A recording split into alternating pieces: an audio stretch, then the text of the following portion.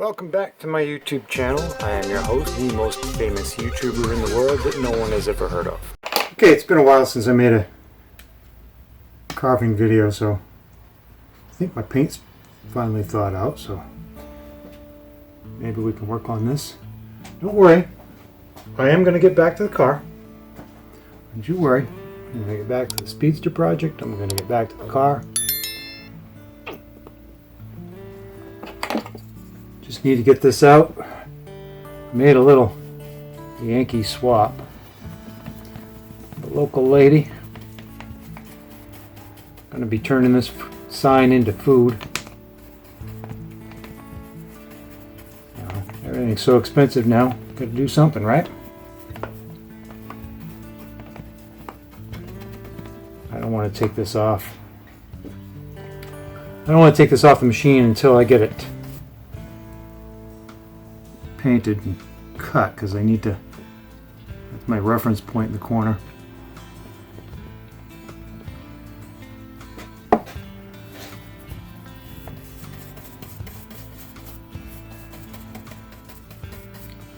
Okay, as you I think I filmed it.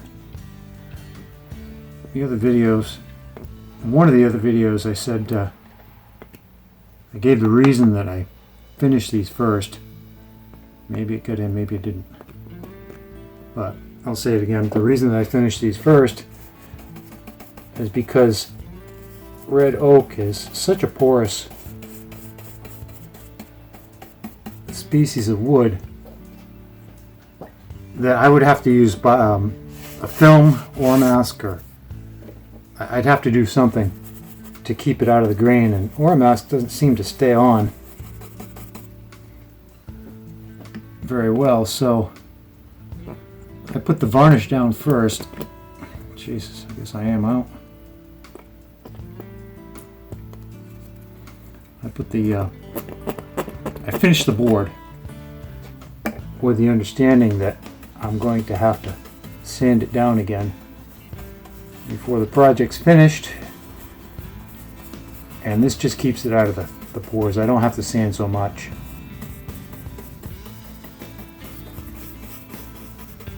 It would look like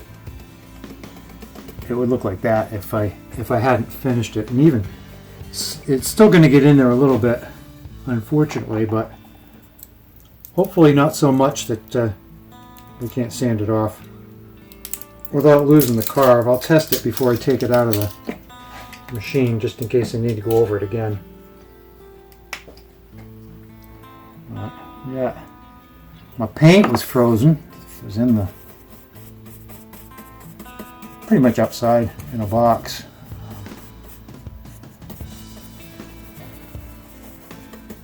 So I had to wait for the paint to thaw out. I'm really amazed at the number of hits. I just did a short like 30 minutes ago, and it's already got, I think it was 1,800 views in 30 minutes. So that's pretty amazing, considering that on a normal day there's only 2 of you watching.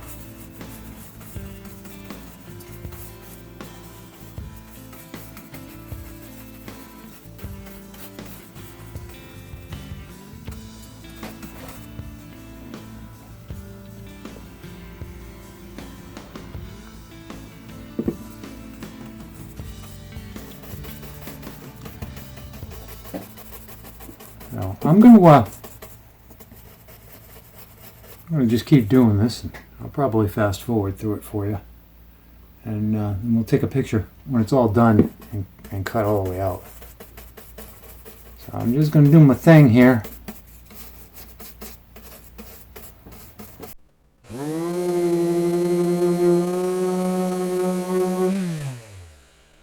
Good job. So I think it's going to come out all right. I've been using these 3M clear pads. These are awesome. I think I'm going to replace all my sandpaper with this, so you can see through it.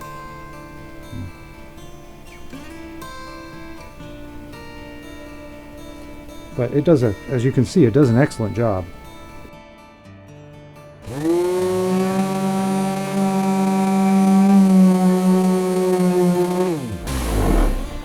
Let me show you a little closer.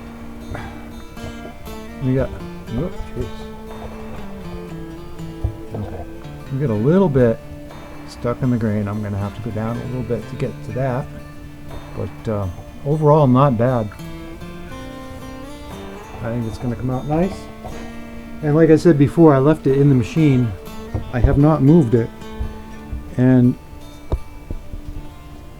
the reason being, if I sand down too much and I take out a little bit of one of these letters, I can just run it again and try it again. You know? If I take it out, then I can't, I'll never get it lined up perfect again. So that's why it's in it. I'm going to keep going on this. I'm going to finish it.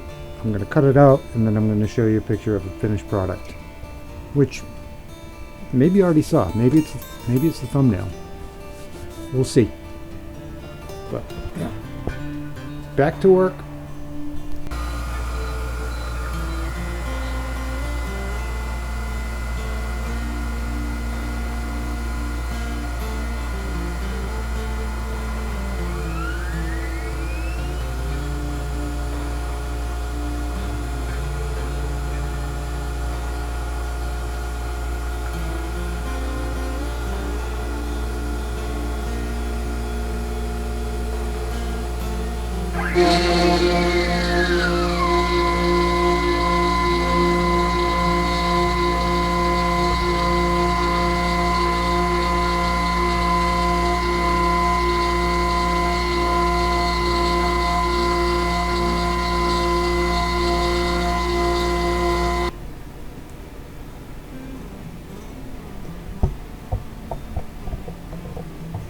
I think it came out pretty good.